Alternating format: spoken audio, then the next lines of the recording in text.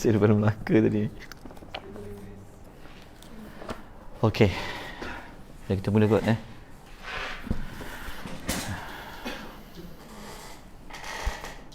Mikrofon dia ni pakai mikrofon ke? Ni pun okey. Biasa pakai tak? Bismillah. Tak pakai mic kot lah. Dengar saya tak pakai mic tak? Dengar tak?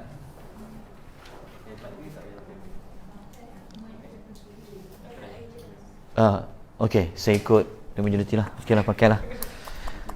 Bismillah. Karaoke best ni. Mana dia punya untuk hidupkan dia?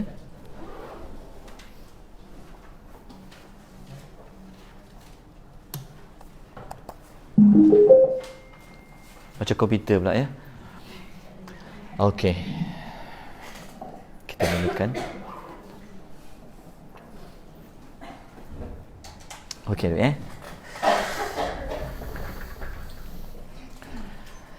Bismillahirrahmanirrahim. Assalamualaikum warahmatullahi wabarakatuh. Alhamdulillahirabbil alamin wassalatu wassalamu ala asyrafil anbiya'i wal mursalin wa ala alihi washabbihi ajma'in. Asyhadu an la ilaha illallah wahdahu la syarikalah wa asyhadu anna Muhammadan 'abduhu wa rasuluhu. Allahumma salli wa sallim ala nabiyyina Muhammad wa ala alihi wa sahbihi wa man tabi'ahum bi ihsanin ila yaumiddin, amma ba'd. Syukur kita kepada Allah Subhanahu wa taala dengan kita memperbanyakkan puji-pujian kepada Allah. Alhamdulillah kerana Allah mengizinkan kita pada malam ini dengan Allah mencampakkan, memberi kepada kita hidayatut taufiq. Allah beri kita petunjuk untuk hadir dan Allah membimbing kita untuk hadir.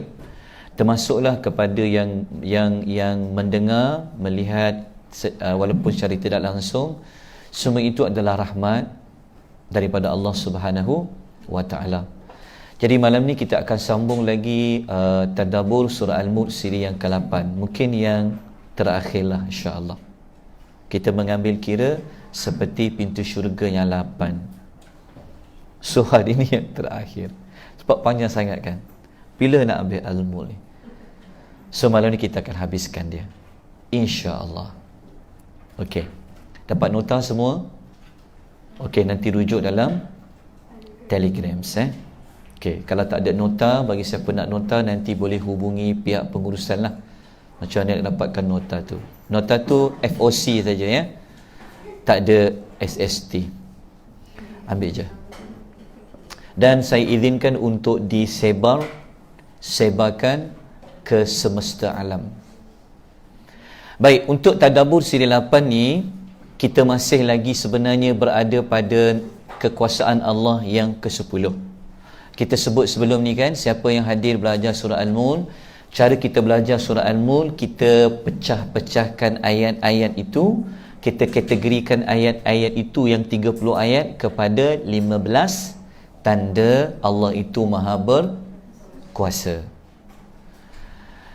Kita masih lagi sebenarnya bincang yang ke-10, tapi ayat yang berkaitan dengan rezeki itu kita dah sebut pada bulan lalu, tapi masih lagi belum pergi ke yang ke-11.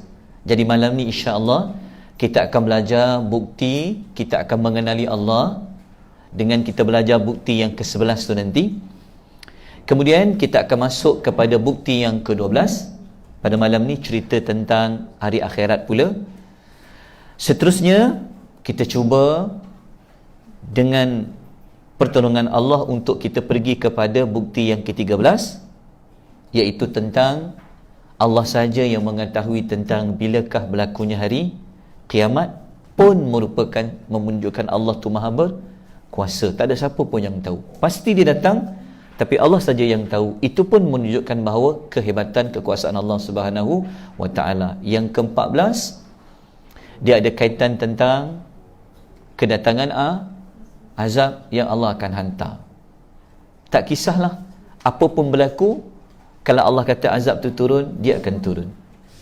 Siapa pun orang itu, banyak mana pun harta dia, Allah akan turunkan azab. So kita akan belajar pada ayat nombor 14, dan yang ke-15, ayat yang terakhir sekali, insya-Allah kita akan tutup cerita tentang nikmat berkenaan dengan air. Okey. Ada air di meja tuan-tuan dan puan-puan? Tak ada. Tak rasa haus? Nanti siapa-siapa yang boleh infak tu infaklah ya. Air mineral kecil nanti boleh minum ya. Okey, supaya kita dapat menghayati ayat yang terakhir berkenaan dengan air. Kalaulah Allah tak beri air ni, susah kita nak minum. Dan ini adalah ayat penutup dalam surah Al-Mulk dan juga merupakan bukti yang ke-15 yang terakhir dalam surah Al-Mulk. Kita mulakan pelajaran kita pada malam ini bermula dengan ayat nombor 22. Tinggal lagi 8 ayat saja. InsyaAllah malam ni kita cuba usaha untuk habiskan. Sebab nanti bulan Ramadan tak ada kelas. Kan Syawal pula cuti sebulan. 2 bulan lah. Kan? Wallahu ta'ala a'lam. Okey, kita bincang dulu ayat ni. Okey, ayat 22 ni, dia punya ayat 22 ni dia berkisahkan tentang perumpamaan kehidupan orang kafir. Orang kafir yang mana? Kena rujuk balik ayat sebelum ni, yang mendustakan Rasul, betul tak? Yang tertipu, yang berada dalam keadaan tertipu, yang laju fi utuwi wa nufur, yang sentiasa berada dalam keadaan yang sombong, kan? Mereka ini Allah umpamakan di dalam surah Al-Mulk tentang kehidupan mereka ni sebenarnya tidak ada hala tuju. Mereka tak tahu nak pergi ke mana. Okey. Nak belajar perumpamaan lebih lanjut, itu tuan-tuan kena datang kelas Ustaz Syahmi lah, kerana beliau memberi tumpuan kepada perumpamaan di dalam Al-Quran. Cuma untuk slot saya sebutkan saja ayatnya. Sebenarnya ayat tu apa mesej yang kita boleh belajar. Okey, kita bacakan ayat terlebih dahulu. Okey, kita bacakan ayatnya terlebih dahulu. Semoga kita dapat ganjaran pahala apabila kita membaca ayat-ayat ini. A'udzubillahi minasyaitonirrajim.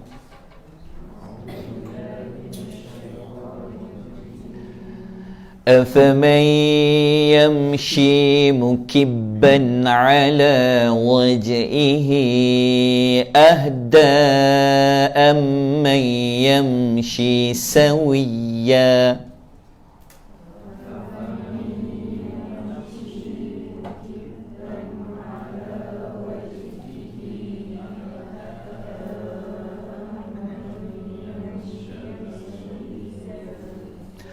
أَمَّنْ يَمْشِي سَوِيًّا عَلَى صِرَاطٍ مُسْتَقِيمٍ.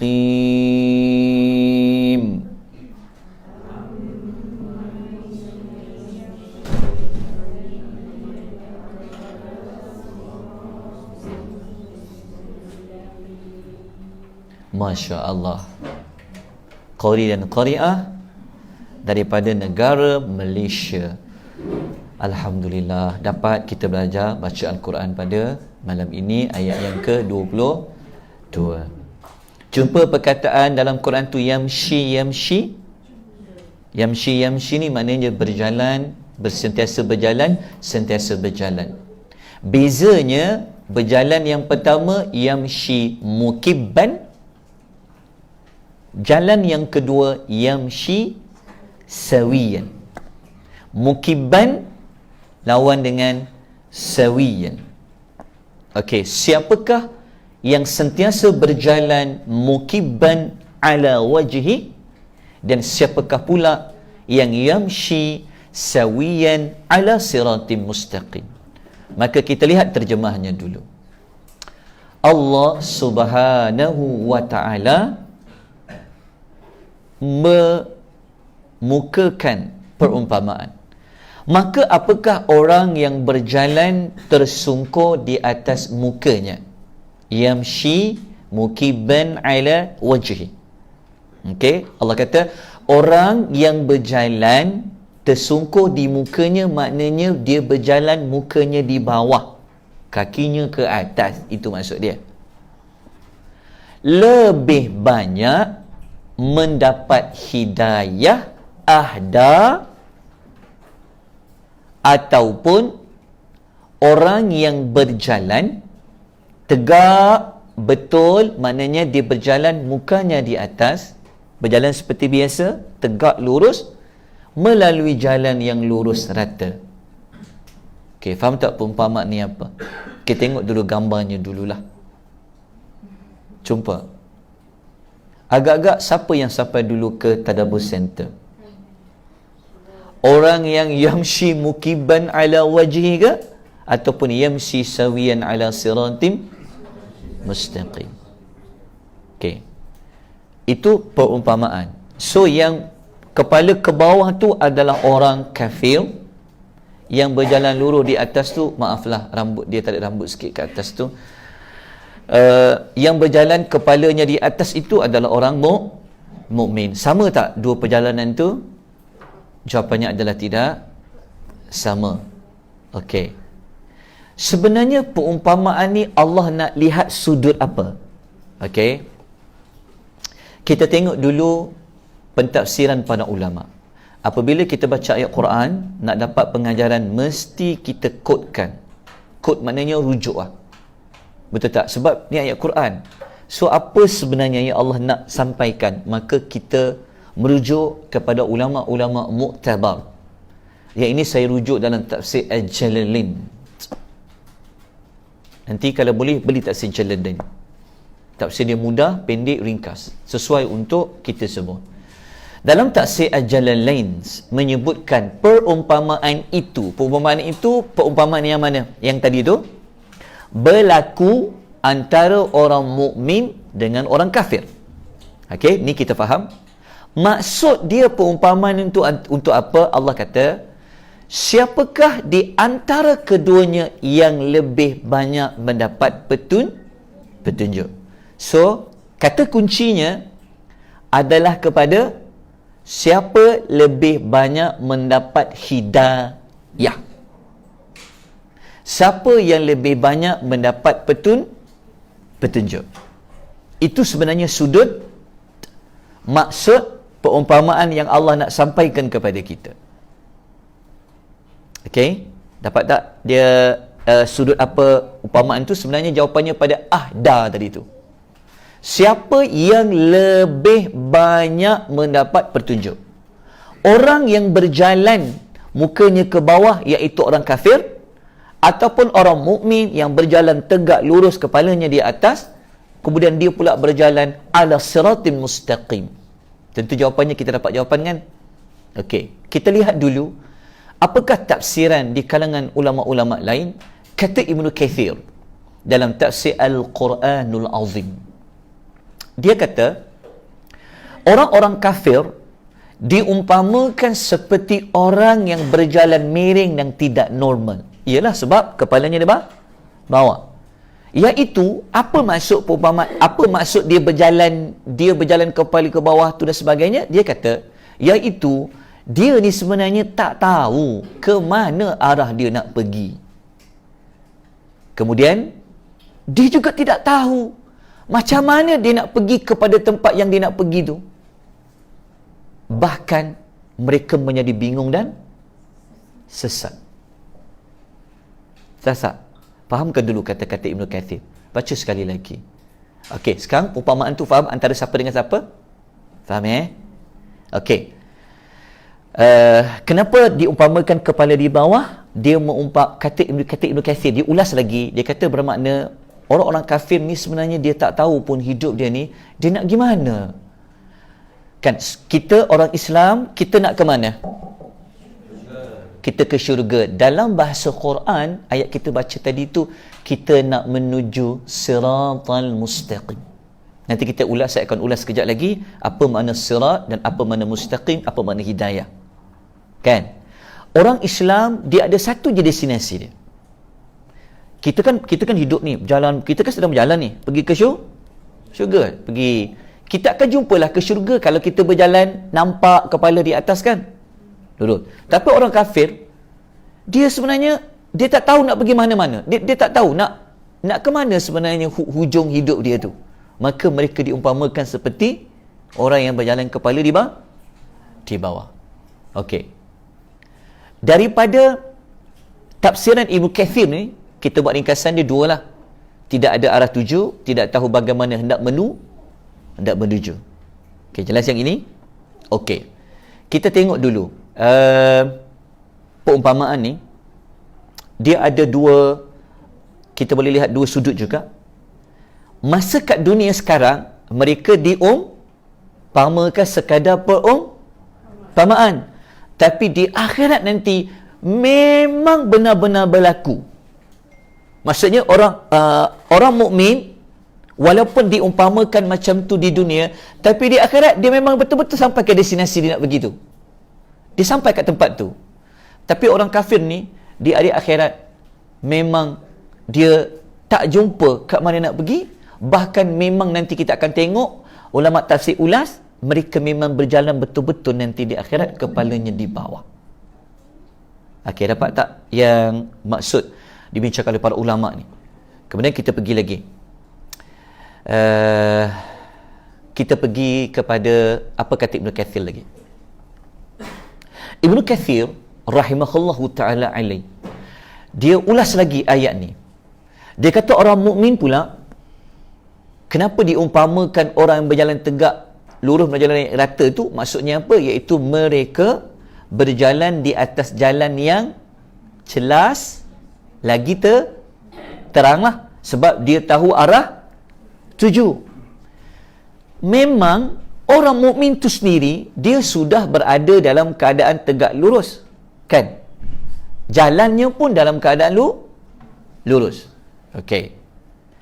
Ringkasan dia ini. Ciri orang mukmin ni, dia tahu arah tuju dan dia tahu bagaimana hendak menuju. Ada dalam nota tu. Ke yang lain? Awak lain sikit. Sama. Tak apa. Tak apa, ada beza sikit tu. Kadang-kadang saya baru tambah tadi. Wahyu sampai.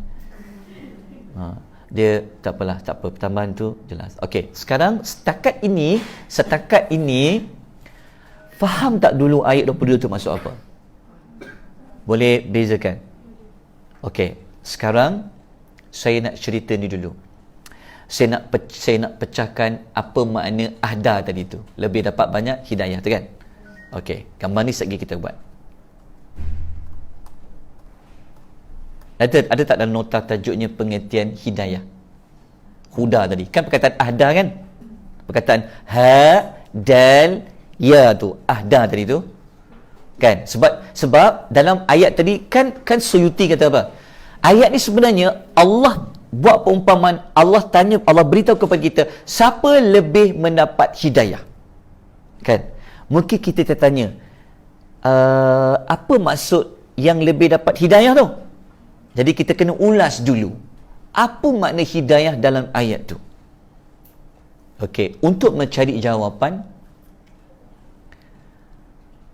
saya rujuk dalam kitab Al-Mufradat fi Gharibil Quran.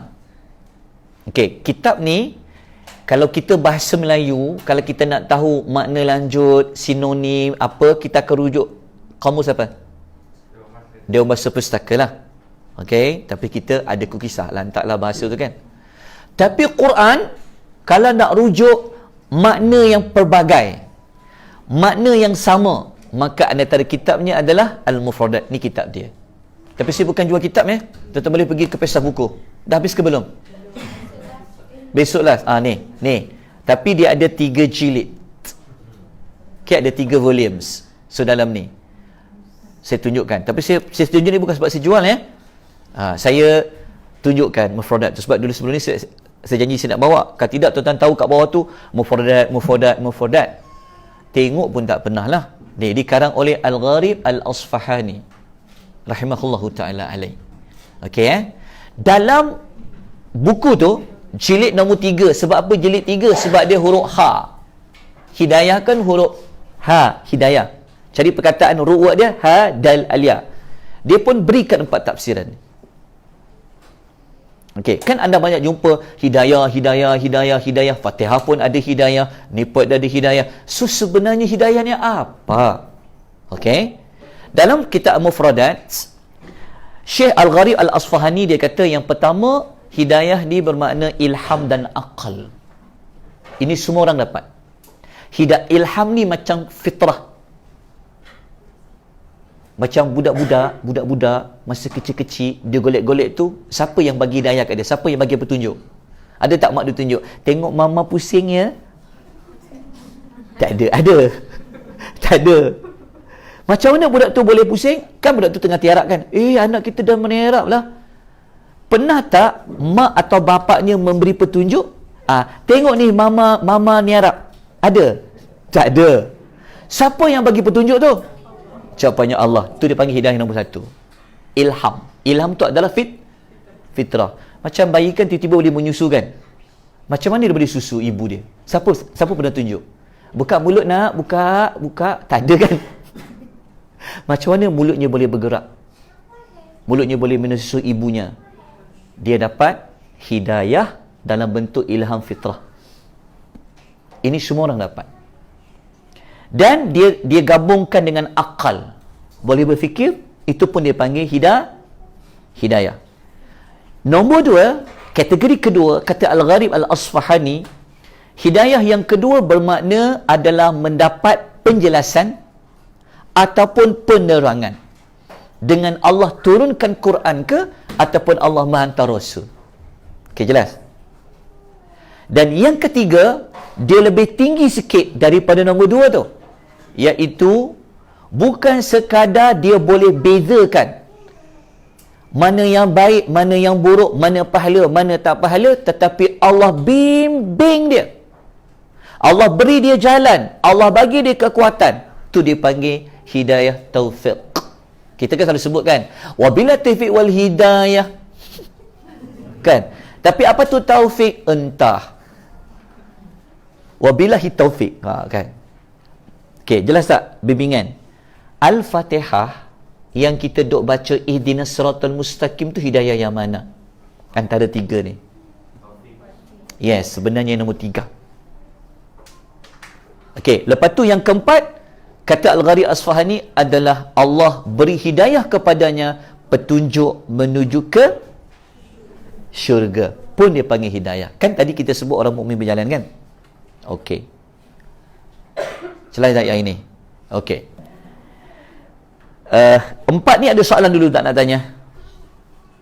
Ada soalan tak? Ni wujud dalam kamus ni beliau Al-Imam Ghalib Asfahani dia bagi contoh. Ayat ni untuk bahagian nombor 1 ayat ni saya tak tulis dalam ayat tu. Nanti jadi tema hidayah dalam Quran pula. Panjang. Cari, besok pergi beli. Kan? Kaji dapat kan? Okey. Ada pertambahan.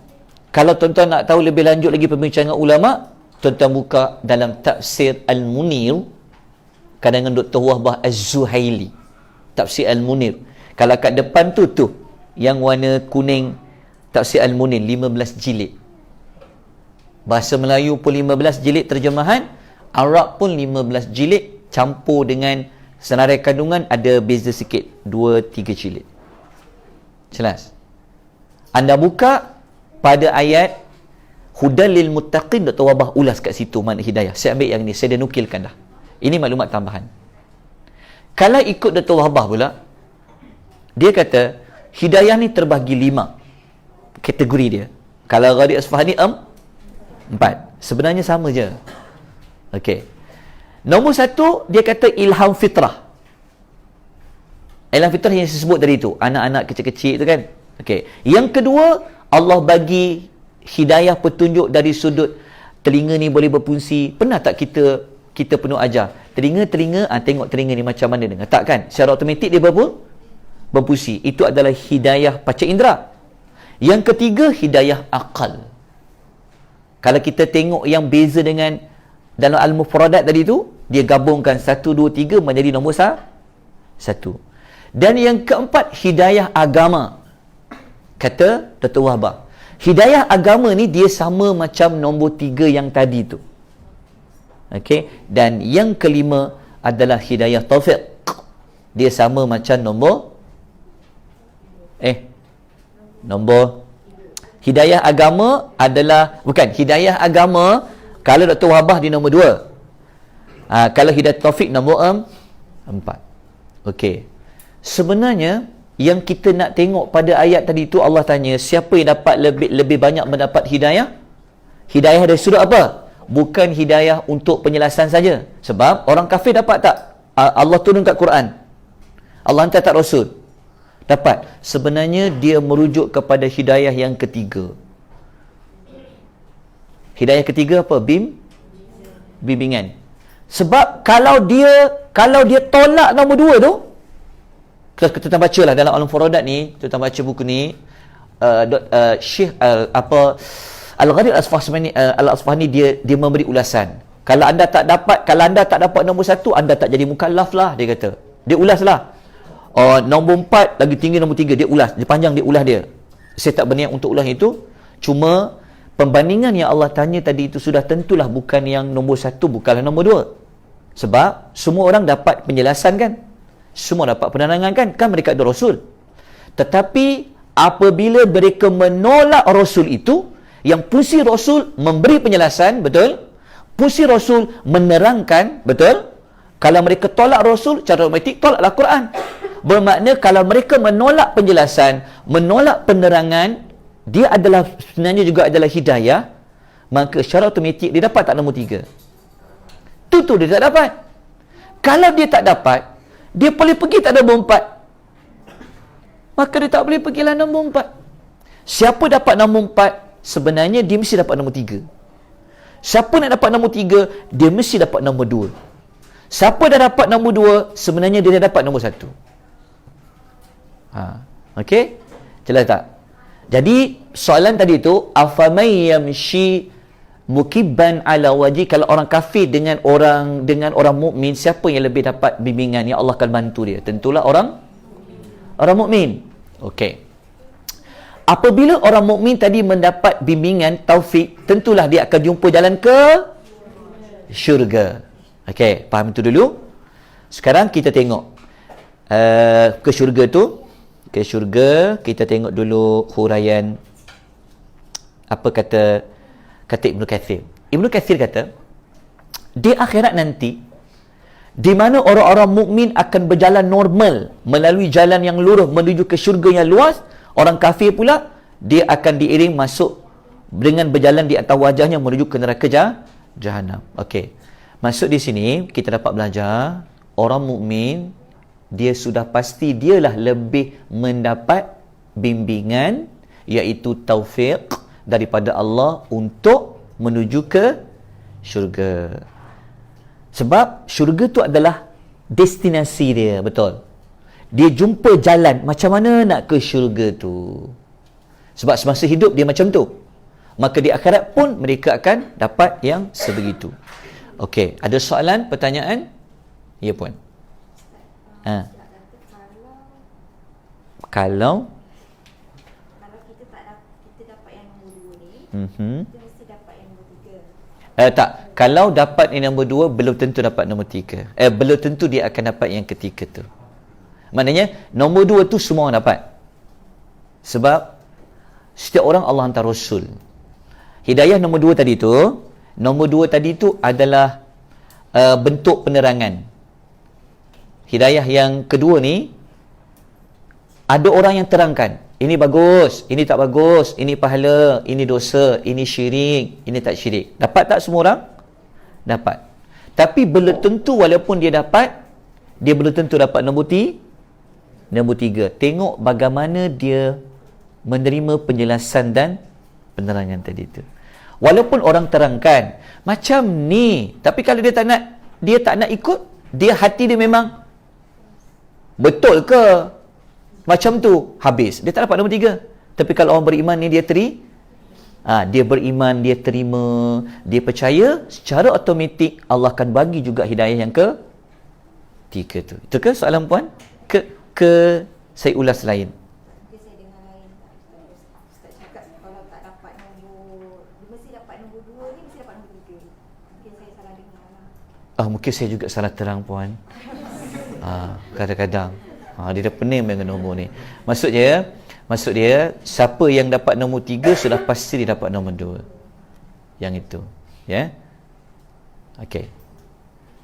Dapat tadi? Okey, sekarang kita terangkan kenapa Allah katakan mereka ni berjalan lurus atas jalan yang lurus. Okey, jalan yang lurus mungkin pernah diterangkan kot sebelum ni. Dalam surah Yasin saya pernah terangkan kot. Pernah tak? Okey, jalan yang lurus hanya satu. Dalam bahasa Quran, pengertian jalan yang lurus dia mesti hanya satu. Macam Nabi pernah lukis gambar ni. Ini lukisan Nabi pernah lukis. Nampak tak? Jalan lurus tu satu je. Tapi jalan sesat ada kiri dan kanan. Jadi orang Islam dia berjalan lurus je lah. Ke sana, dia ke sana. Tak apalah. Lurus dia. Dia berjalan lurus. Macam mana? Dia berjalan lurus umpama kalau kita berjalan nak sampai Allahu Akbar. Allahu Akbar. Sebab saya tak melatah Okey. So ini destinasi dia. Jelas tak? Ini destinasi dia. Macam mana dia nak sampai kat sini? Kalau dia berjalan tak betul. Cara berjalan, bayangkan. Okey, semua orang diperintahkan berjalan sampai kat sini. Sini destinasinya, betul tak? Okey. Tapi siapa yang akan sampai kat sini? Orang yang berjalan muka ke bawah ke orang yang berjalan mukanya ke atas? Tentulah orang yang berjalan mukanya atas lah. Nampak tak? Ayat itu yang Allah tanya tadi tu. Yang Allah pertanyakan kepada kita semua dalam bentuk perumpamaan. Okey. Dapat? Jelas? Okey. Kita teruskan kepada petak lanjutan dia. Okey, nanti di akhirat sebenarnya dia berlaku secara hakiki.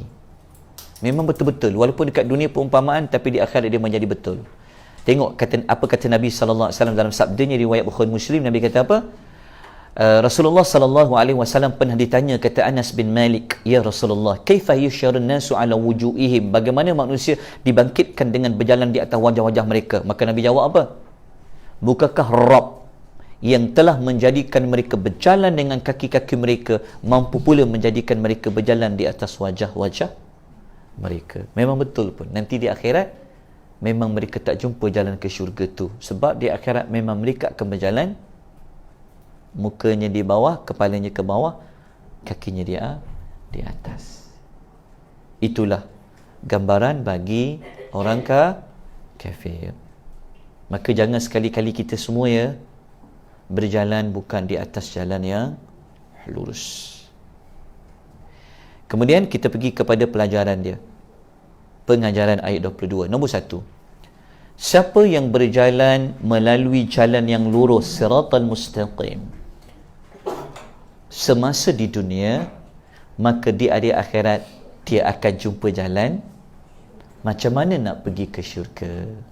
Jelas?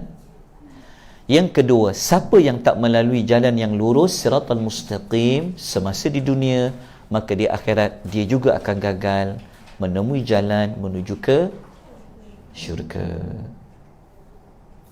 Itu pengajaran yang utama yang boleh kita ambil. Tapi kena belajar lagi lah. Macam mana saya nak berjalan yang lurus tu Ustaz? Macam mana saya nak istiqamah di atasnya? Itu kena dilanjutkan. Apa tu jalan yang lurus? Kita dah sebut dulu masa tadabbur surah Yasin. Jawapannya pada ayat wa ani'buduni hadza siratum mustaqim.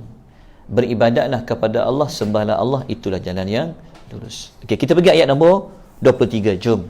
Dah pukul 9:05, 40 minit, 55 saat. Pukul 10 kita nak habis. Saya cuba habiskan insya-Allah. Okey, kita pergi kepada ayat yang ke-23. Ayat 23 ni adalah bukti nombor 11 daripada 14 bukti. Bukti nombor 11 ni ada kaitan dengan nikmat panca indera yang merupakan sumber ilmu. Okey. Kita baca ayatnya dulu. Ini qul yang pertama daripada surah Al-Mulk.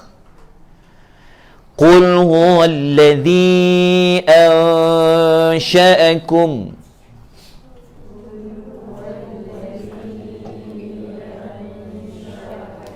وجعل لكم السمع والأبصار والأفئدة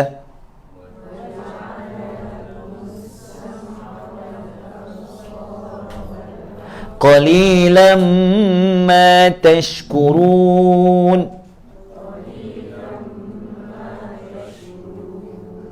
Okey, katakanlah wahai Muhammad dengan tegas kepada orang-orang Arab yang musyrik ketika itu. Dialah, iaitu Allah yang menciptakan kamu. Ini nombor satu, fakta dia. Dan lepas dah cipta, Allah adakan pendengaran. Lepas tu, penglihatan. Dalam bahasa Melayu mungkin salah saya terjemah penglihatan-penglihatan. Tapi saya nak menyebutkan ada perbezaan penggunaan pendengaran dengan tengok. Sebab pendengaran dalam ayat As-Sam'a ni dia adalah singular. Tapi wal absar adalah plural. As-Sam'a mufrad, al absar jamak. Setiap penggunaan ini mempunyai mesejnya di dalam Quran. Kenapa waktu Allah sebut pendengaran guna singular? Kenapa waktu absar Allah menggunakan plural, bilangan banyak? Kita dah ulas dah dulu waktu ayat yang mereka ahli neraka, mereka mengatakan kalaulah kami mendengar sebagai bukan, pada ayat yang mula-mula dulu kita dah ulas. Saya ulang balik semula lah, ulang mengulang, bagus untuk kesihatan jasmani dan rohani kita. Kenapa Allah menggunakan telinga as-sam'a dalam bentuk yang singular? Okey, soalan pertama, kenapa Allah sebut dulu telinga baru mata? Okey, soalan pertama, soalan ni sebenarnya saya nak buat kelas yang nak akan datang. Saya nak buat soalan je. SST, soalan tadabbur. Okey, pertama, kenapa Allah dulukan pendengaran baru penglihatan?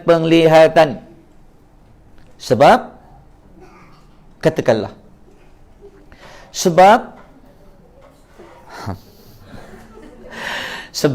dari sudut sains pun, mana panca indera dulu yang akan berfungsi bagi manusia? Telinga. Sebab tu kena mula dulu telinga. Jelas. Yang kedua, kenapa Allah menggunakan pendengaran bentuk singular? Ingat ya, pendengaran ni sumber ilmu tak? Sumber nak dengar wahyu tak? Ya. Sumber nak dengar cakap Nabi tak? Ya. Sumber nak dengar Al-Quran? Ya. Penglihatan pun sama juga, termasuk hati. Kenapa Allah gunakan pendengaran bilangan satu? Kerana kalau kita nak dengar sesuatu sumber ilmu, kita tak boleh dengar banyak suara. Nanti kalau akan datang, kita akan buat ada 3 orang ustaz mengajar ayat yang sama, tempat yang sama. Saya akan panggil 2 orang lagi, mana satu tu tak nak dengar. Sama-sama bercakap ayat yang sama. Pening, tu tak akan jadi pening. Sebab tu telinga dia tak boleh accept banyak sumber dengar. Sebab tu Allah tulis satu. Faham tak? Singular. Tapi kenapa mata penglihatan Allah guna banyak? Sebab mata dia boleh tengok sekali banyak. Dia dapat tangkap. Tapi telinga tak boleh. Satu-satulah cakap. Mama tak dengar ni. Betul? Kan? Sebab telinga ni, walaupun dia 2, tapi dia tak boleh dengar 2 benda dalam tempoh yang sama. Itu sebab tu Allah guna satu. Tengok hebat tak Allah Subhanahu wa ta'ala. Lepas tu pula, kenapa Allah tak mengadakan telinga, tapi kenapa mengatakan fungsi telinga? Menandakan bahawa mereka itu telinga boleh dengar tak? Boleh dengar. Kalau nanti tuan kata, kau ni tak ada ke Rasul datang bagi peringatan? Lah, saya pekak. Dia boleh bagi alasan, tetapi Allah dah sebut siap-siap, kami adakan mereka boleh mendengar. Ada tak pendengaran? Kami adakan mata yang boleh melihat, tu kata penglihatan-penglihatan, dan juga hati, supaya kamu bersyukur. Tapi sedikit saja yang bersyukur. Okey, dalam ayat ni cuba tak perkataan wal afidah.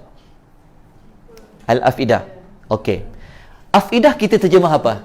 Fuad kan? Hati kan? Saya dah terangkan sebelum ni, apa beza qalbun dengan fuadun? Apa beza afidah dengan qulubun? Pertama, ijraan.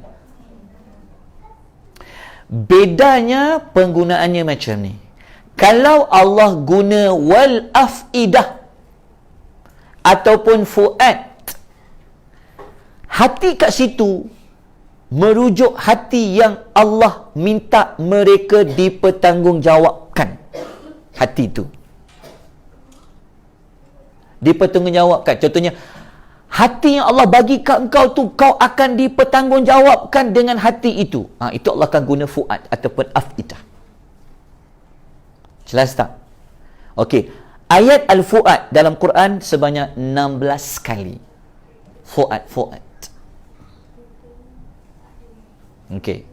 Tapi kalau Allah nak kata hati ni guna untuk apa, hati ni guna untuk apa, hati ni guna untuk apa, Allah akan gunakan qalbun.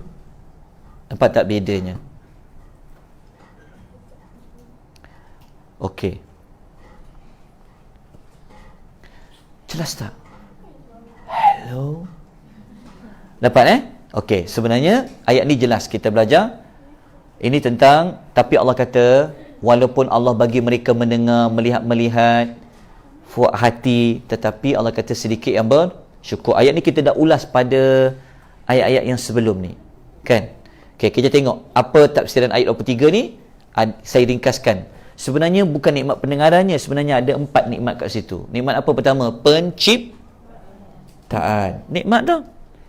Kalau orang tu tak ada, buat apa jadi telinga? Betul tak? Tuan-tuan pernah tengok tak, jasad tak ada tapi telinga ada? Tak ada. Dia mesti wujud dulu orang tu. Jadi adalah satu nikmat. Sebab tu penciptaan manusia adalah satu nikmat. Oleh kerana itulah dalam surah Al-Alaq, waktu Allah kata Allah menciptakan, yang menciptakan manusia. Lepas tu Allah kata, kenapa Allah menggunakan nama Al-Akram? Iqra wa rabbukal akram. Tolong 5 ayat pertama Al-Alaq tu kena study betul-betul. Itu jawapan dia. Besar maksud pada surah Al-Alaq ayat 5 tu. Okay. Kita ni wujud, berjaya Allah hidupkan, adalah satu nikmat tak?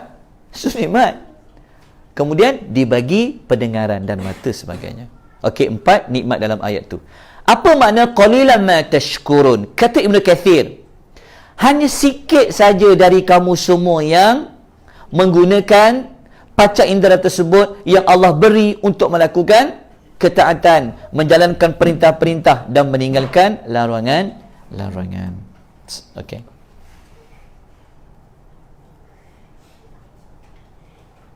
Okey. Ayat tadi kita belajar dalam surah Al-Mulk, tanda Allah berkuasa ke sebelah Allah bagi nikmat-nikmat ni, betul tak? Kan? Sebab nikmat-nikmat ni adalah nikmat ilmu, betul tak? Daripada ilmu boleh buat apa? Macam-macam boleh buat, betul?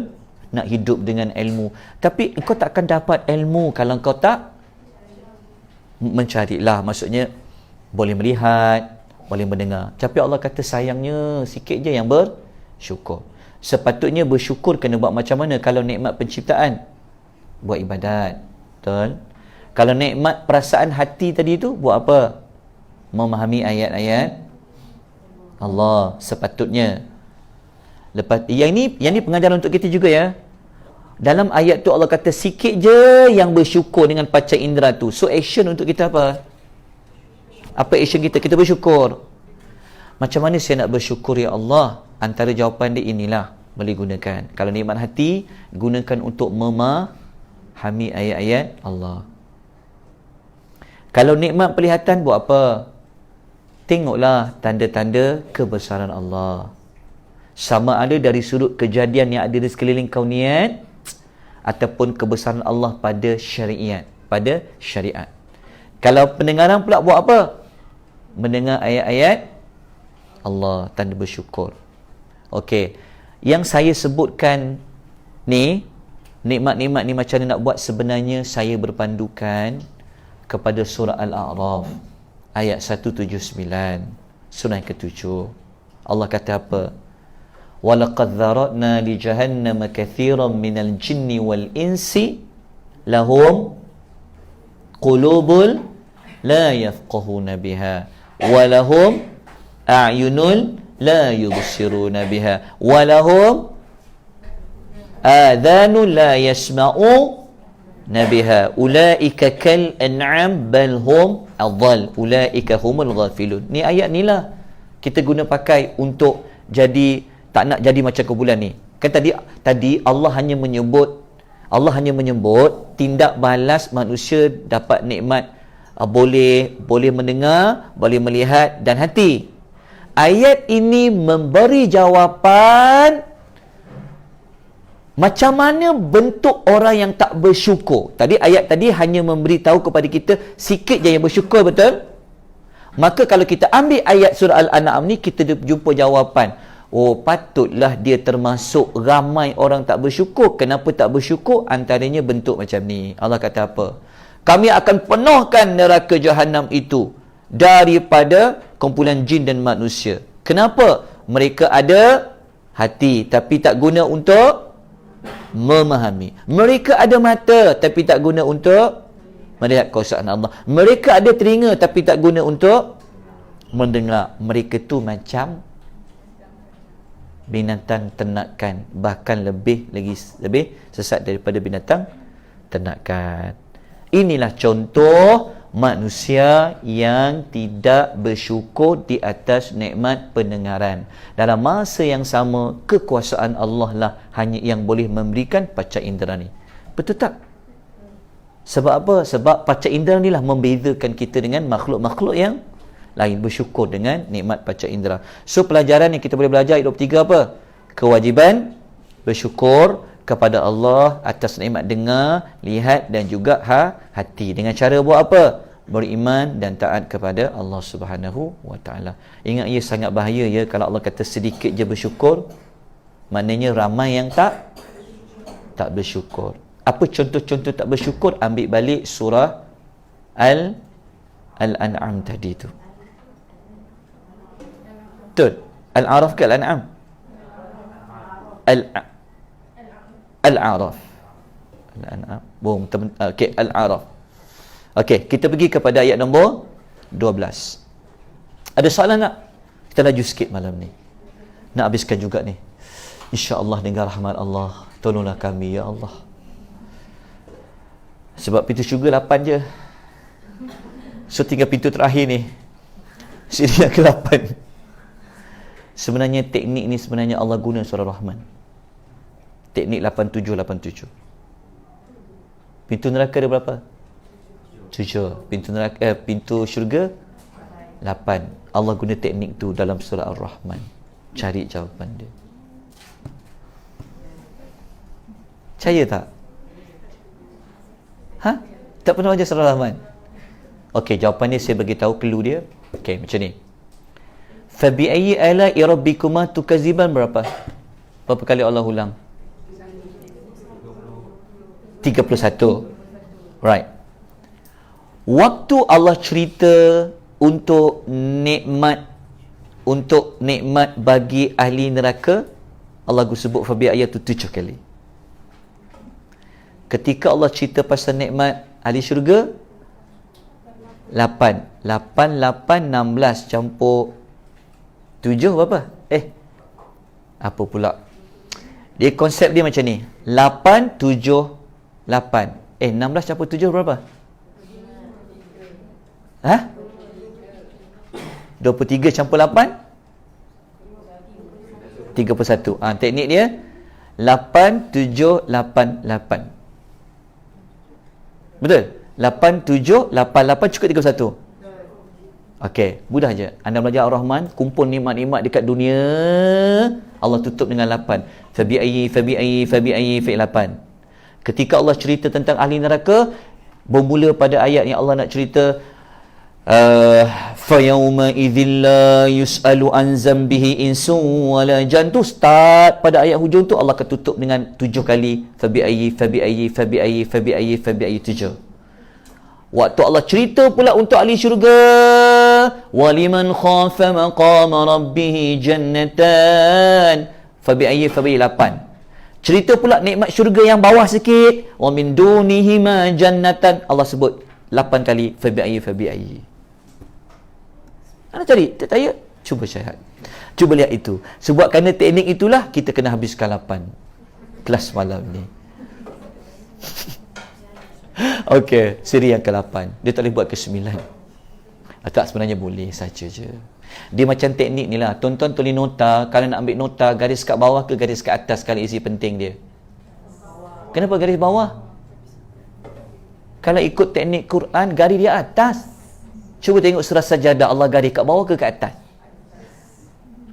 Anda cari surah Sajadah, kan ada gambar masjid tu, kan ayat pasal sujud tu, ada 15 tempat tu, semua ada garis di atas. Tapi kita garis bawah, tak apa, saja je. Dalam komputer kan underline. Tak apa, saja, tak kena mengena pun. Tapi kalau nak ikut Quran, dia ikut macam tu. Okay, jelas tak? Okey, tak apa. Ayat nombor 24, bukti yang ke-12. Okey, bukti nombor 12 ni, tahu bukti apa? Bukti Allah kata, Allah berkuasa panggil balik semua manusia yang bertebaran sebelum ni untuk dihimpunkan pada satu tempat. Allah berkuasa tak? Okey. Ayat ni juga ada kaitan, ingat tak sebelum ni yang Allah jadikan bumi mudah untuk kita berjalan kan? Fi manakibiha. Jalanlah engkau, famshu fi manakibiha. Berjalanlah ke merata-rata dunia. Ada tak manusia duduk di utara dunia? Ada. Barat dunia? Ada. Tapi Allah berkuasa yang ke-12. Allah kata, walaupun kau bertebaran kata Allah boleh panggil balik semua untuk dihimpunkan. Kita baca ayatnya. Qul huwallazi dzara'akum fil ardi wa ilaihi tuhsyurun.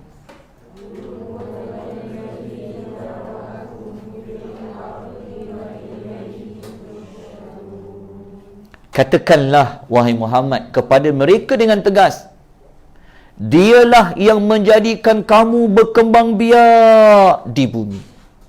Betul. Dan kepadanya lah nanti kamu akan dihimpunkan kelak. Faham je kot ayat ni? Dia cerita dekat bumi semasa dunia dan di hari akhirat. So ringkasan dia macam ni. Semasa dekat dunia, Allah saja yang mengembang biarkan manusia bertaburan di muka bumi. Betul tak? Kan? Tapi di hari akhirat Allah akan panggil untuk dihimpunkan. Kan Allah berkuasa. Jadi Nabi pun sampaikan kepada orang kafir, "Hei orang-orang Arab kafir musyrikin, nak tahu tak Allah tu pesan apa? Apakah kekuasaan Allah?" Allah kata bahawa dialah yang mengembangbiakkan kamu. Beranak, bertebaran sini sana, betul tak? Lepas tu Allah kata nanti dia akan himpunkan kamu semua pada satu tempat. Tapi nanti kita tengok apa jawapan orang kafir. Ya ke? Tak ada, kita baca nanti lepas tu. Faham ayat ni ya? Okey, kita tengok tafsiran ayat. Apa kata Ibnu Katsir? Maknanya zara'akum fil ardi, dia kata mengembangbiakkan, menyebarluaskan kamu semua di seluruh muka bumi dengan pelbagai bahasa, warna kulit, bentuk, sifat fizikal. Macam sekarang lah, betul tak? Ada orang kulit putih, kulit coklat, macam-macam lah. Tapi satu hari nanti Allah himpunkan. Wa ilahi tusyarun, maksudnya apa? Kamu semua dihimpunkan, dikumpulkan setelah berlaku perpisahan tersebut. Kan Allah sebarluaskan. Bahasa saja pun kita tak tahu berapa banyak bahasa kan? Bertebaran semua. Ada yang bunyi macam-macam lah bunyi. Ya? Betul tak? Macam-macam bunyi bahasa ya. Kalau yang jenis negara yang tan tu lagi pening bahasanya. Kan? Tan, Kazakhstan, tan tu lah. Saya tahu tan je. Kan warna kulit berbeza. tapi nanti di akhirat Allah boleh himpunkan. So pengajaran ayat 24 ni apa? Kita belajar nombor 1, tidak ada siapa pun yang akan tertinggal untuk dihimpunkan di hari akhirat, walaupun mereka berkembang biak bertaburan di merata-rata ceruk bumi Allah Azza wa Jalla. Itu tanda Allah berkuasa. Namun begitu, orang-orang Arab musyrikin mereka tak percaya ada ke hari kiamat yang Allah akan himpunkan tu. Jelas tak peingkaran mereka? Kita baca ayatnya.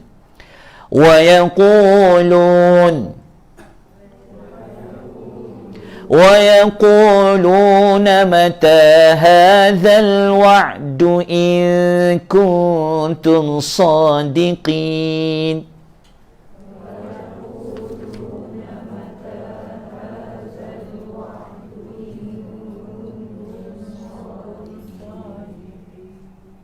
Masya Allah, tertinggal seorang, tapi Allah tetap bawa nanti di hari akhirat. Semua orang tak adalah nak tarik nafas tu. Mereka berkata, mereka ni siapa? Orang-orang kafir tu. Bila nak datangnya hari yang dijanjikan tu Muhammad? Bila? Jika kamu orang yang benar Muhammad. Mereka ni sebenarnya dia tahu tak akhirat tu macam mana, tapi duk minta selalu kan. Bila datangnya hari kiamat tu Muhammad? Bila? Kalau kamu orang yang betul. Okey, faham tak ayat ni? Jelas kan? Senang. Mereka tak percaya, tapi dengan nada bertanya soalan yang berbentuk mengingkari. Masih ingat lagi saya pernah sebut sebelum ni jenis-jenis soalan? Jenis-jenis soalan Al-Quran? Seorang je, yang lain tu confused. Banyak sangat kelas kan? Tak apa. Pening ni bagus, dia ada peningkatan. Lepas tu tak tulis nota. Kejap, ke hari Isnin nota buku ni, hari Selasa buku ni, hari Rabu buku ni. Tambah lepas tu anak pula duk gunting buku tu. Habis semua ilmu. Kita kan bergantung pada buku. Kan? Tak apa, saja je. Sebab tu kalau elok tulis satu buku yang satu. Tapi kalau hilang buku tu, jaga baik-baik. Sebab tu buku-buku nota perlu dikunci dengan mangga tu. Betul, buat satu beg yang khas. Beli beg yang bawa pergi airport tu, tarik tu. Bubuh nota semua dalam tu. Betul. Sebab nanti kan nak baca balik, malam nak baca balik, ulang balik, nanti tak ingat. Okey, pelajaran 25 apa kita belajar? Salah satu ciri kekafiran adalah tidak mempercayai kewujudan hari kebangkitan. Okey, salah satu ciri masalah yang paling besar sekali orang kafir ni antaranya adalah tak percaya hari kebangkitan, hari dikumpulkan semua makhluk. Okey, bukti yang ke-13 ayat 26. Okey. Tapi kan dalam surah Al-Mulk Allah tak minta Nabi menjawab dalam bentuk mengemukakan hujah, berbeza dengan Yasin sebelum ni. Nanti rujuk balik nota surah Yasin ya. Jangan nota surah Yasin tu dibacakan Yasin padanya.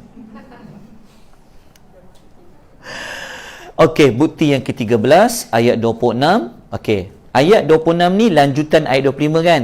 Tadi kan mereka bertanya. Okey, mulakan ayat 25 kaitan dengan ayat sebelum ni. Sebelum ni Nabi kata, kamu ni Allah yang kembang biakkan kamu semua. Kan? Lepas tu Allah kata, nanti Allah akan himpunkan kamu satu tempat. Mereka pula tanya pula soalan, iya ke hari yang dijanjikan tu akan sampai kalau kamu benar Muhammad? Kan? Lepas tu ayat nombor 26 jawab balik. Tapi jawapannya ringkas saja. Dia ada kaitan dengan pengetahuan Allah tentang perkara gaib. Okey. Kita baca ayatnya. Qul innamal ilmu 'indallah.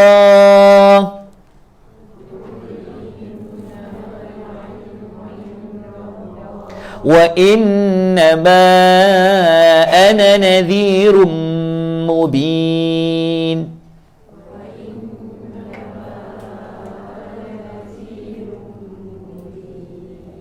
Masya Allah, dia dekat-dekat ayat hujung tu dah semangat dah. Alhamdulillah. Okey, pasal akhirat kan. Allah kata, katakanlah Muhammad. Katakanlah ni maknanya apa? Jawab Muhammad, apa yang mereka duk minta-minta sangat tu Muhammad, sesungguhnya ilmu tentang hari kiamat yang mereka tanya tu hanyalah ada di sisi Allah. Betul tak? Allah je yang tahu. Maknanya Allah ni hebat. Kan? Cuma dalam surah Al-Mulk ni Allah tidak kemukakan macam kalau bentuk pattern surah lain, Allah kata jawab macam ni, bagi bukti macam ni, bagi bukti macam ni, kan kiamat boleh berlaku. Surah ni tak. Saya pun sedang mencari jawapan. Kenapa Allah tak memukakan argument dia? Sebenarnya ada, cuma dia tak jelas macam surah Yasin sebelum ni. Okey. Lepas tu Allah kata, Muhammad, kata kepada mereka, yang kau tanya sangat soalan bila hari kebangkitan, hari dijanjikan berlaku, Allah je yang tahu. Lepas tu Muhammad cakap juga kepada mereka, aku yang kau tanya ni sebenarnya hanyalah tugasku memberi peringatan yang jelas dan nyata saja. So ringkasan ni apa? Inilah. Dua lah. Waktu tu hanya Allah saja yang tahu.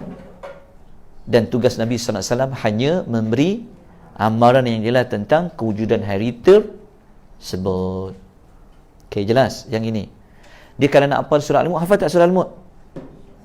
Mudah ingat, ayat yang bermula lepas ayat nombor 22, sat 23 tu dia ada kul. Okay? Ingat. Tapi kena tahu cerita dia, supaya nanti tak tertukar. Kul kan ke kuliah pula ayyuhal kafirun nanti. Susah dia buat. Pening tahu cerita dia, baru seronok baca. Okey, lepas tu tafsiran ayat 26 ni saya rasa semua boleh jelas kot, tapi kita sebagai disiplin kita belajar untuk kita cermat, kita tak salah tafsirkan maksud ayat itu, kita rujuk paling kurang satu ulama tafsir. Kata Ibnu Kathir, tidak ada yang ketahui waktu terjadinya hari kiamat itu dengan pasti kecuali hanya Allah Azza wa Jalla. Allah hanya memerintahkanku, itu kepada Nabi Muhammad, untuk memberitahu bahawa perkara itu pasti ada dan akan terjadi. Apa makna ayat wa innama ana nadhirun mubin?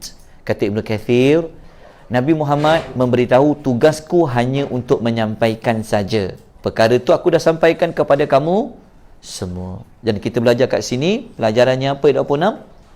Mudah je, nombor 1, Allah saja yang tahu waktu sebenar berlaku hari kiamat.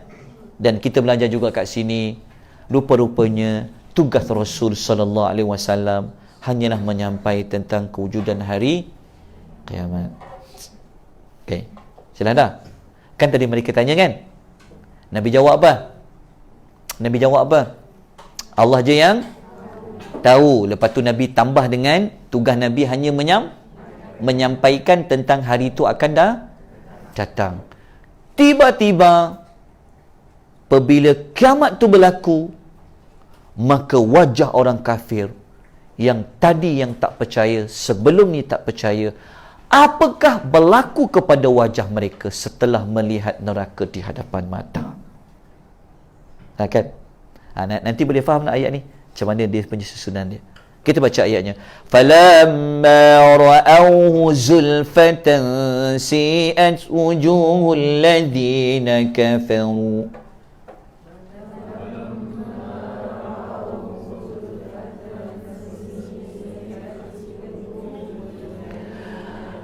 وقيل هذا الذي كنتم به تدعون.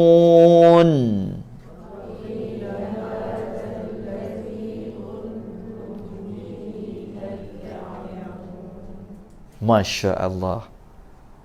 Okey, kita baca terjemahannya. Kemudian apabila mereka ni siapa? Yang tadi tu, yang tak percaya kiamat datang tadi, dengan nada mempelekehkan bertanya soalan tadi, telah melihat azab secara dekat. Muka orang kafir itu menjadi muram, durja. Kemudian dikatakan kepada mereka, inilah yang dulu kamu selalu minta supaya didatangkan. Patut agak-agak orang kafir kata apa? Allah tak jawab dalam ayat ni. Tapi itu antara yang dikatakan kepada mereka. Okey, apa makna ayat 27 ni? Kata Ibnu Katsir, setelah hari kiamat tiba, orang-orang kafir tengok, melihat kan bahawa perkara tersebut sudah hampir. Okey, dia begini. Kata Ibnu Katsir, ini kerana setiap yang datang pasti datang sekalipun waktu masih cukup lama. Setelah apa yang mereka dustakan itu benar-benar terjadi, muka mereka menjadi muram kerana mereka mengetahui apa yang akan mereka alami di sana berupa keburukan dan penderitaan. Okey, maksud dia macam ni. Dalam ayat ni, kiamat dah berlaku ke belum? Dah. Tapi hakikatnya masa ayat ni diceritakan, kiamat belum berlaku. Tapi Allah guna perkataan seperti telah berlaku. Jumpa perkataan ra'auhu. Ra'au tu adalah apabila mereka telah. Sedangkan kiamat belum berlaku. Tapi Allah cerita soalan macam dia telah berlaku. Okey. Ada belajar kaedah macam ni. Maksud dia macam ni. Banyak benda nak belajar kan? Okey. Kadang-kadang Quran benda belum berlaku tapi dia guna macam dah berlaku. Faham tak? Kadang-kadang Quran benda tu dah berlaku tapi seakan-akan macam dia macam benda tu dah berlaku tapi menggunakan perkataan macam akan. Dia ada maksud dia. Dalam ayat tadi, kiamat belum berlaku. Tapi Allah guna perkataan apabila mereka telah melihat. Kiamat tak berlaku lagi. Tapi Allah cerita macam telah melihat. Maknanya kata kerja lepas. Sedangkan akhirat belum berlaku. Kenapa?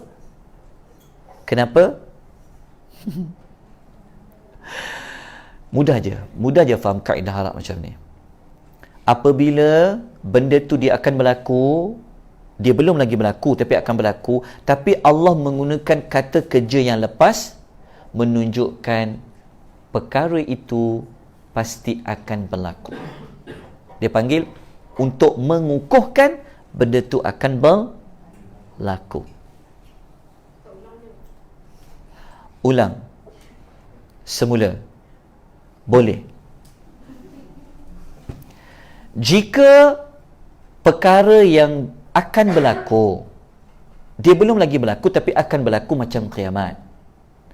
Tetapi ayat dalam Quran menggunakan perkataan perbuatan yang seolah-olah macam telah berlaku. Pada hakikatnya belum berlaku. Maknanya apa? Menunjukkan bahawa perkara itu memang akan berlaku. Pasti akan berlaku. Itu dia punya fungsi penggunaan perkataan di dalam Al-Quranul Karim. Okey. Pelajaran yang apa kita belajar hari ini? Ayat nombor 27. Nombor 1 kita belajar, kita dapat meningkatkan akidah tentang hari kebangkitan dan hari pembalasan.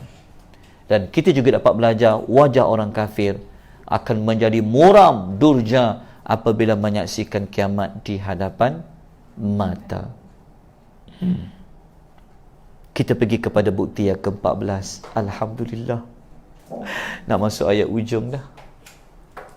28 dan ayat 29. Tak perlu kejar-kejar lah, kan? Tapi sebab lepas ni ada gap, nak ke Ramadan tu saya cuba nak tutup dia. Lepas ni kita bincang ya. Kita bincang sekejap lagi nak belajar apa lepas ni. Kita nak belajar macam mana. Nak satu surah tema ke? Sebab ustaz ni macam-macam dia bentang jadi saya tak pandai sangat, so saya bentang surah je lah, lagi senang. Kita tak pening tajuk apa nanti, surah kan senang, sambung aja lah, kan? Nanti kita bincang tuan-tuan nak belajar surah apa. Okey, saya sedia berkhidmat untuk tuan-tuan dan perempuan, undilah saya. Okey, bukti yang ke-14 ayat 28 dengan ayat nombor 29 adalah bukti yang ke-14. Bukti ke-14 tu apa? Bukti yang ke-14 tu tiada azab Allah kalau Allah nak turun dapat dielakkan. Kan tadi pasal kiamat kan? Apabila mereka dah tengok kiamat tadi tu, soalannya azab tu dah ada dah. Jadi Allah lanjutkan. Azab tu nanti tidak ada siapa boleh elak. Mana-mana azab Allah. Okey. Fahamkan dia punya ni, senang tidak faham ayat dia. Okey Saya beri terus kata kunci dia, mudah je. Sultan pecahkan dua ni dalam ayat kita nak baca 28-29 ni. Ni ayat nombor 28 dulu kan. Okey Sebelum baca ayat, tuan tengok pecahan dia dulu. Dalam ayat ni sebenarnya maksud dia macam ni. Nabi kata, dalam ayat tadi kita akan baca ni, jika Allah membinasakan Nabi, kan, tetap tak orang kafir akan diazab? Ya. Kalau Allah hidupkan Nabi, Allah menangkan Nabi, Allah panjangkan umur Nabi, mereka tetap tak diazab? Ya. Itulah bunyi ayat dia. Faham tak? Maksud dia, Nabi kata, kalau aku ni sekarang Allah matikan ke aku, umatku ni Allah matikan ke, ataupun Allah menangkan aku ni, kamu tetap takkan dapat lagi dari azab? Dari azab Allah. Kenapa? Kerana mereka ni memang nak sangat Nabi ni mati. Tu yang mereka cuba bunuh Nabi. Tapi Nabi menyampaikan melalui wahyu, kalau aku ni tak ada lah, kamu dapat tangkap aku ke, bunuh aku ke, binasakan aku ke, tetap kamu tak lagi daripada azab Allah. Kita baca ayatnya dulu. Qul okeylah. Qul ara'aytum in ahlakani Allah wa man ma'iya aw rahimana faman yujirul kafirina min azabin alim.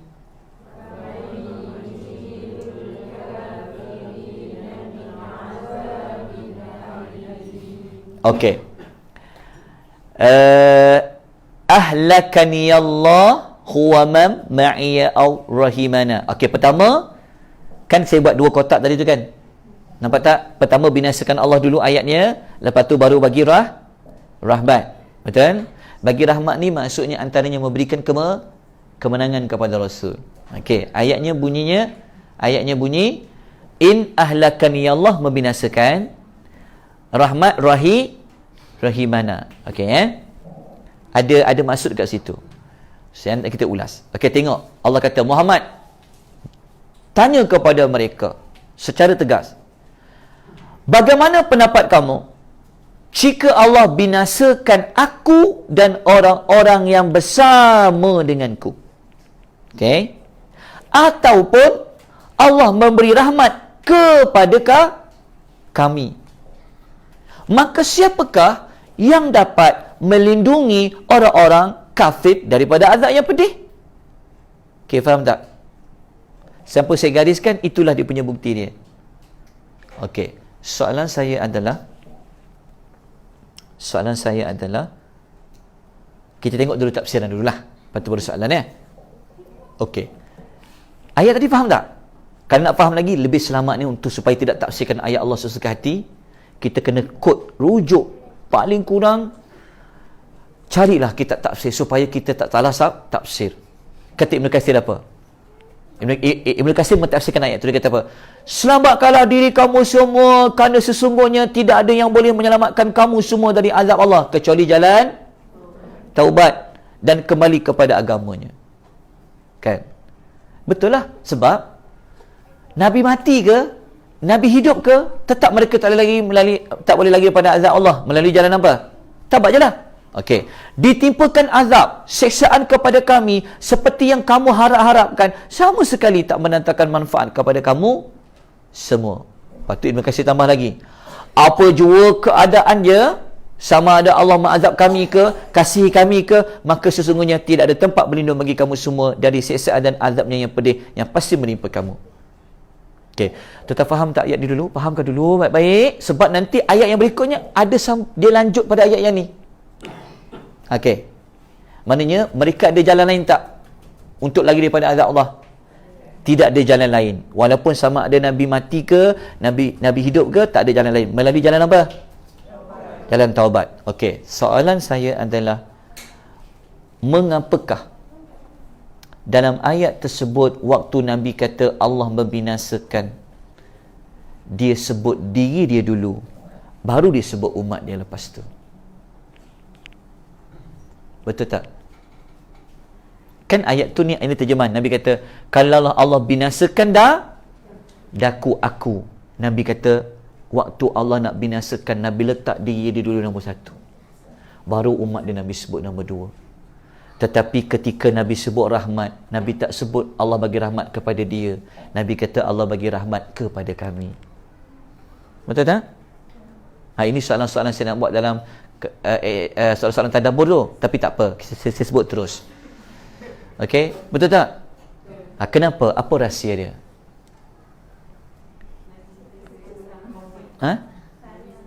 Nabi memang dia sayang kat umat dia, betul lah. Saya umat dia. Sebagai ketua, biar diri dia ke depan dulu. Lepas tu barulah rakyat di bawah dia. Kan? Nabi memang sayang kat umat dia. Dia kalau disebut binasa, tak apalah. Kalau Allah binasakan aku, baru orang-orang ikut aku, kan? Sebagai ketua, dia mesti ke depan dulu waktu mempertahankan orang di bawah, di belakang dia. Tapi waktu menyebut rahmat, sama-sama dah dapat. Tengok betapa kasihnya Rasul kepada umatnya. Dan pun ada mesej dekat situ. Okey, so pelajaran pengajaran ayat 28 apa? Di sini kita belajar Allah menjelaskan tentang pemusuhan orang-orang musyrik terhadap Rasulullah sehingga mereka mengharapkan baginda mati. Ketidak, ialah macam mana boleh dapat yang ini? Sebab ayat tadi bunyi macam tu. Yang kedua, kita belajar hanya melalui jalan taubat saja dan kembali kepada Allah merupakan satu-satunya jalan yang boleh menyelamatkan diri daripada azab Allah Subhanahu wa ta'ala, kan? Yang ni kan? Betul. Yang bawah ni lah Allah sebut pada ayat nombor 29, iaitu jalan menyelamatkan diri daripada azab Allah Subhanahu wa ta'ala. Kena buat apa? Okey, faham tak? Ini ayat berapa ni? 28 kan? Ayat 28 tadi kita dapat fakta orang kafir tak ada jalan lain melainkan dia jalan dia kembali je pada Allah, bertaubat je kepada Allah, kan? Maka ayat 29 jawab yang tadi tu. Mengukuhkan bahawa kalau kami hidup ke, kami dibinasakan ke, kata Nabi, kami dimenangkan pun kamu tak ada jalan lain, mereka bertaubat. Maka jawapan itulah sebenarnya yang Allah ulang pada ayat nombor 29. Kena buat apa? 2 perkara. Beriman, bertawakal. Okey, beriman, bertawakal. Sebelum baca ayat, saya buat dulu dia punya isi. Perkara apa yang perlu dilakukan? Tak ada Allah yang Maha Pemurah, melainkan nak selamatkan daripada azab tadi. Beriman dan bertawakal. Beriman ni macam ayat iyyaka na'budu. Bertawakal macam ayat iyyaka nasta'in. Iyyaka na'budu tu beriman. Iyyaka nasta'in bertawakal. Sama je maksud dia. Tapi dalam surah Al-Mulk dia bunyinya begini. Saya bacakan, pada ikut. Tak apalah, waktu kita agak pendek, saya baca seorang lah, ya. Tuan-tuan dengar baik-baik. Qul huwar rahmanu amanna bih, nombor 1. Wa alaihi tawakkalna, nombor 2. Fasata'lamuna man huwa fi dhalalin mubin. Okey. Katakanlah wahai Muhammad kepada mereka. Jawab balik, cakap lagi. Dialah Allah yang Maha Pemurah. Kami beriman kepadanya dan kami kepadanya lah kami bertawakal. Lepas tu Nabi kata, nanti kau akan tahu kelak siapa sebenarnya yang berada dalam kesesatan yang nyata. Okey, faham ayat ni? Jelas kot? Maknanya macam mana nak selamatkan daripada azab Allah? Beriman dan bertawakal. So Nabi memberi jawapan dia, tak ada jalan lain dah melainkan kena beriman dan bertawakal. Tapi Nabi jawab untuk diri dia, sebenarnya mesej tu juga untuk mereka. Okey, tafsiran ayat 29 ni apa? Kata Ibn Kathir, fasata'lamuna man huwa fi dhalalin mubin, maknanya antara kami dan kamu semua, dan bagi siapakah kebenangan itu akan diberikan di dunia juga di hari akhirat. Sebab di hari akhirat kan hari keputusan.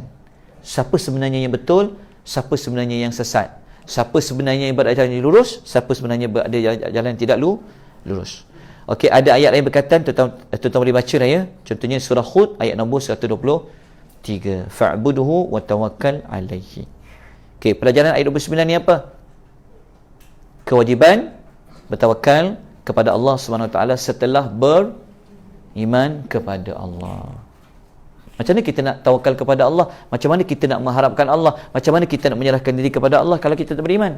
Beriman dulu, baru bertawakal. Okey, ayat yang terakhir 30. Bukti yang ke-15. Okey, apa kaitan 30 dengan ayat 29 tadi? Cuba cari perkaitan dia. Ayat 30 pasal Allah adalah sumber air untuk hidup, kan? Kan? Apa kaitan dengan ayat yang Nabi kata, kepada Allah lah kami beriman, kepada Allah lah kami akan sembah dia, dan kepada Allah lah kami bertawakal. Apa kaitan dengan ayat nombor 15 ni? Ayat 15 pula, ayat 30 ni jawapan kepada contoh bertawakal. Betul tak? Kan tadi kata kepada Allah kami beriman bertawakal. Ayat 15 ni, ayat 15 pula, bukti yang ke-15 ni, ayat 30 ini ada kaitan dengan air. Air itulah sebenarnya salah satu bukti ataupun contoh kenapa kita perlu bertawakal kepada Allah. Kenapa Nabi kata kepada Allah lah kami bertawakal? Antaranya adalah bertawakal kebergantungan terhadap air.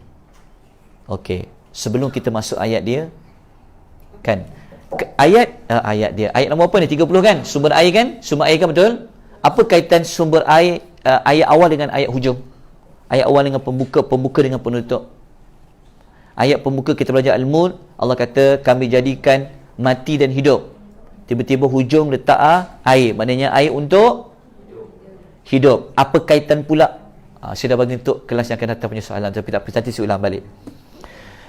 Apa kaitan ni? Saya selalu sebut, kalau baca Quran, cuba cari perkaitan pembuka dengan penutup.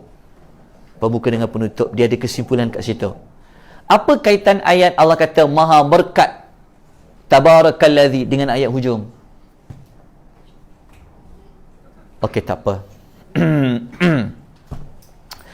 Mungkin tuan-tuan confuse maksud Maha berkat kot. Nanti saya akan buat tajuk berkat-berkat dalam Quran. Berkat ni adalah kurniaan Allah yang banyak. Salah satu kurniaan Allah yang banyak adalah air. Apa kaitan dengan Tabarakalladzi, Allah puji diri dia. Tabarakalladzi biyadihil mulk, Maha berkat Allah yang di tangannya kekuasaan. Ayat 30 menjawab antara keberkatan Allah, kurniaan Allah yang sangat banyak, yang tak berhenti adalah air.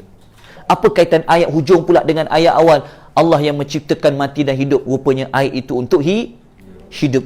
Apa kaitan ayat yang ke-30 dengan ayat sebelumnya? Ayat nombor 30 menyebutkan bukti kenapa aku patut bertawakal kepada Allah Azza wa Jal.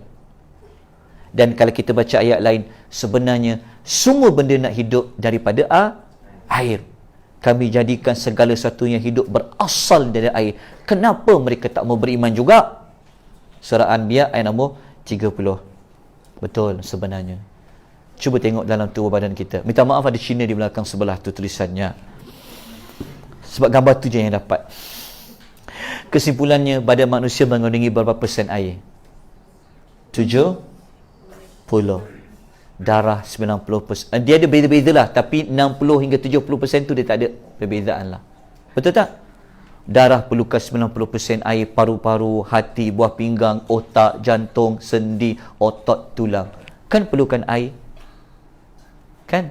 Sebab benda ni lah untuk kita hidup, air ni, kan? Sebab itulah kita kata kepada Allah kami bertawakal, kepada Allah kami minta tolong, kepada Allah kami bertawakal. Macam mana kau nak tawakal kepada Allah? Melainkan kau kena beriman dulu kepada Allah. Amanna, bertawakal. So ayat 29 diperintahkan bertawakal tadi sebelumnya. Bukti ayat 30 kepada Allah tempat kita bertawakal. Kita baca ayatnya. Qul ara'aytum In asbaha ma'ukum ghawra faman ya'tikum bima'in ma'in.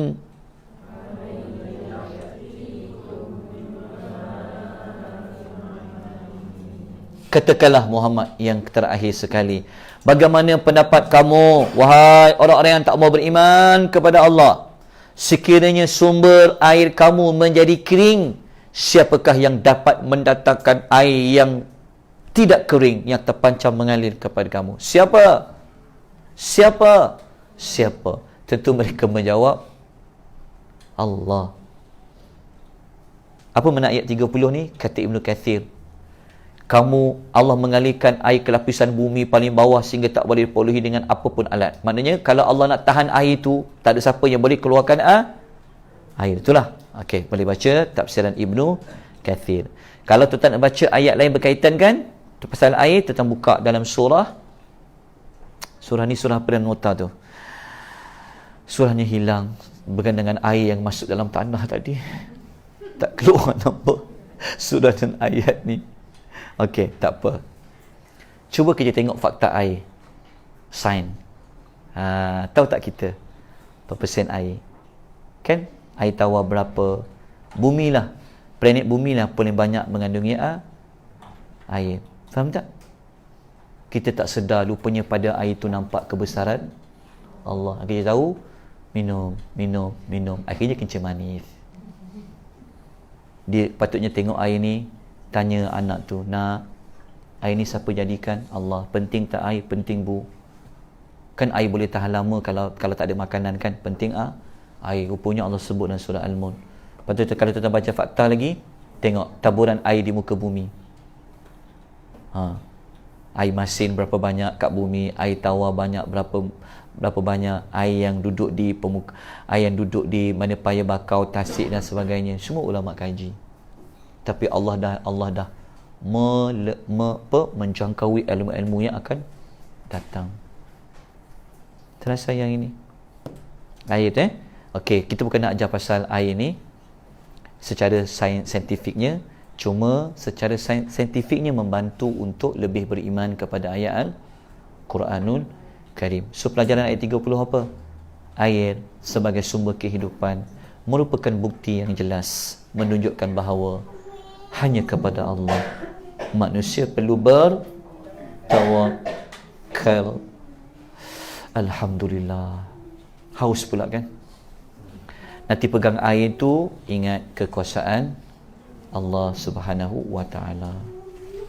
Okey, 1 jam 34 minit 24 saat. Habislah slide, 660 slide. So tuan boleh ambil dan tuan gunakanlah dan manfaatkan sebaik yang mungkin. Habis, selesai. Ada soalan? Boleh hafal tak Al-Mulk? Dah hafalkan pun kan? Ke hafal nama surah je Al-Mulk? Ayat 1. Masya Allah nak. Okey. Ada soalan? 2 minit lagi. Ada soalan tak? Okey. Lepas ni kalau tuan nak belajar, tuan nak belajar apa sebenarnya? Tuan suka belajar apa sebenarnya? Susah juga nak baca. Tuan suka belajar subjek macam mana untuk tadabbur? Ini sebenarnya saya kurangkan duk ulas panjang-panjang sebab malam kan.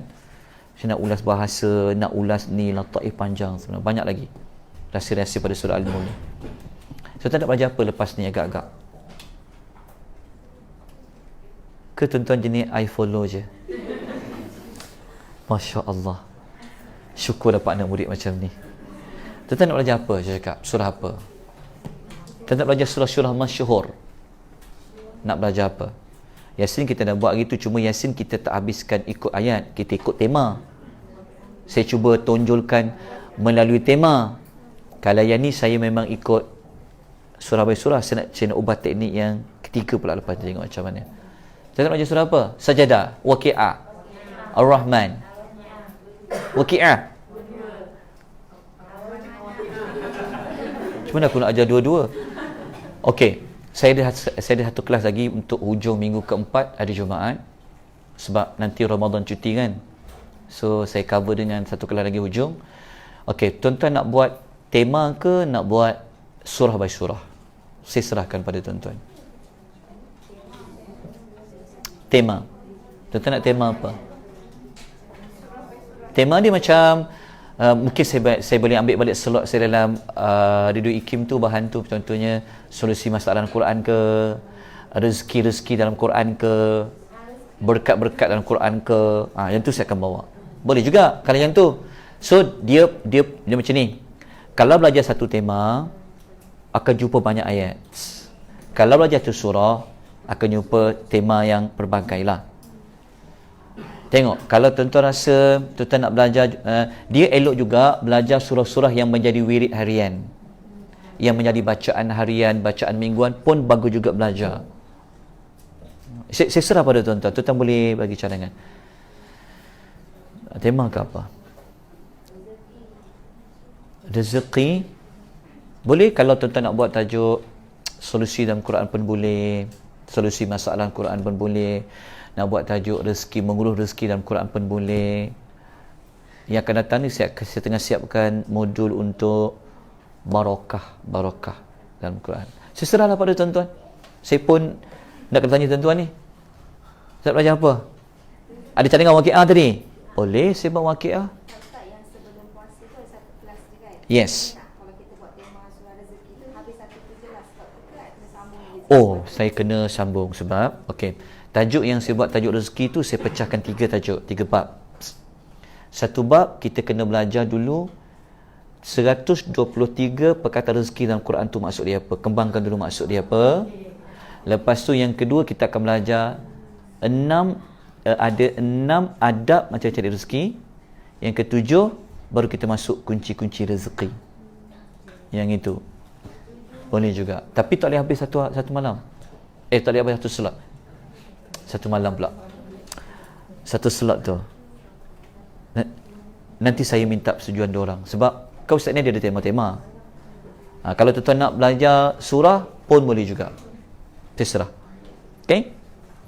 Kalau nak belajar surah apa dulu? Okay. Kelas akan datang, saya akan berikan nota siap 30 wakil ada 97 98. Saya bagi nota penuh. Siap-siap dah. Dalam bentuk, sebab saya ada kelas-kelas macam tu, saya terus bagi nanti. Okay? So anda boleh gunakan yang itu. Dan masa yang sama saya bagi slide. Kesian tengok tuan-tuan nak menulis dan sebagainya. Kalau anda belajar waqiah, sebab apa anda pilih surah waqiah? Rezeki. Masya Allah. Sebenarnya tidak ada hadis yang sahih pasal rezeki baca waqiah tau. Tidak ada hadis yang sahih tu, tapi tak apa. Boleh ada kaitan. Okey, surah waqiah tutup. Boleh tutup dah. Tutup semua buku tu. Okey, surah waqiah saya beritahu rahsia dia. Kalau anda baca waqiah lah, anda mesti tahu sudut dia kenapa. Kalau anda baca waqiah, anda kena pasangkan dia dengan Rahman. Anda kena pasangkan dia sebab dia surah sebelah-sebelah. Okey, surah waqiah kan, surah waqiah kan, dia punya rahsia dia, Allah menyebut balasan syurga je, tapi Allah tak sebut kenapa mereka masuk syurga. Tapi ketika Allah menyebut untuk ashabus shimal, Allah menyebut apa mereka dah buat. Kenapa waktu Allah bahagikan ahli syurga, ada ashabul yamin, ada satu lagi. Tetapi waktu Allah menyebut untuk ahli neraka, Allah sebut ashabus shimal satu je. Kenapa Allah tak pecah satu lagi? Patutnya kan syurga 2 kumpulan.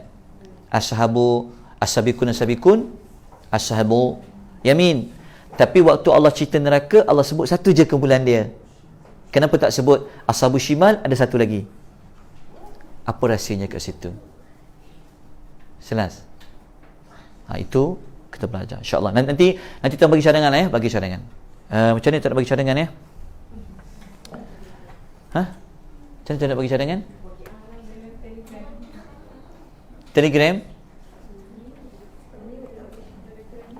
Telegram. Okey. Nanti macam mana lah fikir ya. Sebelum masuk minggu keempat. Minggu depan kita akan jumpa nanti sekali insya-Allah. Saya mohon ampun dan maaf ya atas salah silap. Kalau tidak, minggu keempat tu saya nak buat Al-Mulk, tapi nanti saya fikir-fikirkan apa yang patut. Okey. Semoga Allah memberi kita rahmat, Allah membimbing kita semua untuk semakin beriman, menambahkan ilmu kita. Aku qouli hadza wa astaghfirullahal azim, bila taufiq. Assalamualaikum warahmatullahi wabarakatuh.